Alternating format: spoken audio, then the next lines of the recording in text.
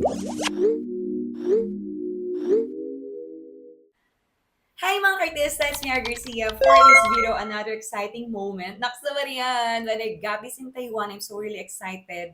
Lalo na nung nakita ko siyang Hello Kitty. Diba? Diba? Ano daw yun? I've got Hello Kitty mascara by Maybelline. I'm not so sure if we have this here in the Philippines. And the check line that I can use for my Twinkle Twinkle Chubanessa side. Diba? Hello Kitty makes me really excited. Oh my gosh. And for this video, I would like to thank Akin Ka for sharing your blessings when I was in Taiwan. Maraming salamat sa paregalo mo dyan. Sana all! Thank you. Oh my gosh, this is so cute. Sana meron ito sa Pilipinas. Hopefully, we have this here in the Philippines, but I'm not so sure. Sana lang. Ah, Hello Kitty. So, buksan na ba natin?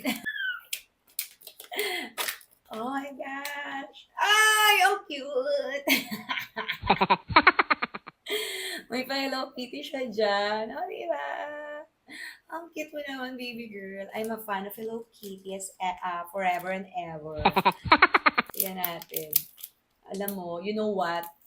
I'm I'm planning to keep this.